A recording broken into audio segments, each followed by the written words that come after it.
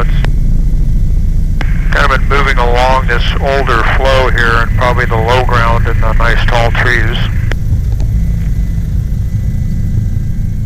Which of course then would theoretically put it right into part of Pahoa there.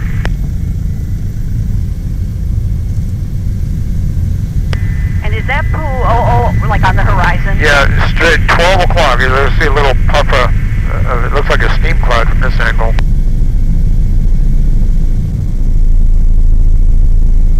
So from this vantage point, you see it's kind of tracking right along and kind of seemingly a fairly narrow flow still. So. This is a good vantage point, kind of see what's happening there on the ground. You can see the houses through the smoke there, so awfully close if this thing takes a turn.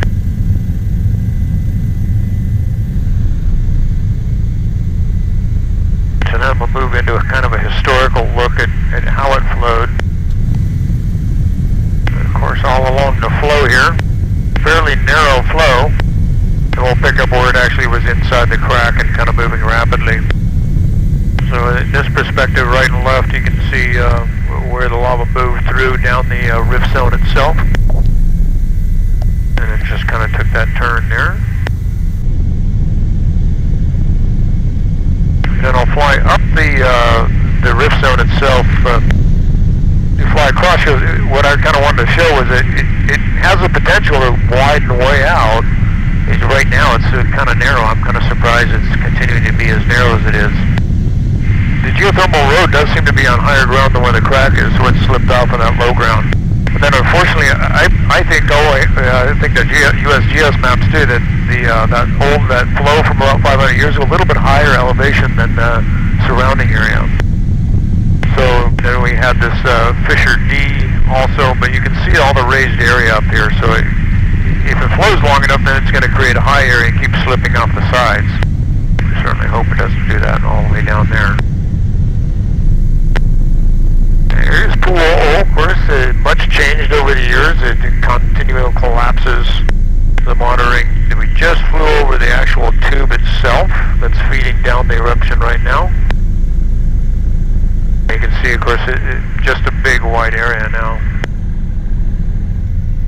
Of course, straight down off the right-hand side is Royal Gardens, completely gone. Jack's house, the last one.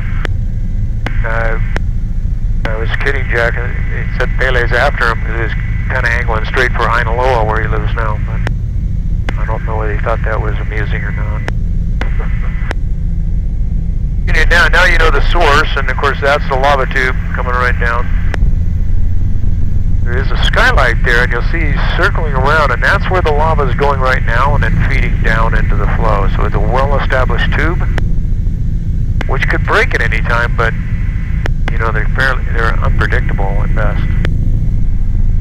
Nice bright orange spot there on the ground, straight out the right-hand side of the helicopter. That's so bright, we're actually looking right at the flow itself. And now we'll take a look at we'll go right along the flow like I did coming up. It'll be on the right-hand side this time, and then we'll go right down to the tip again. We'll go take a look at the roads, and any areas of particular interest, just let me know. All that fissure D coming up on the right-hand side here.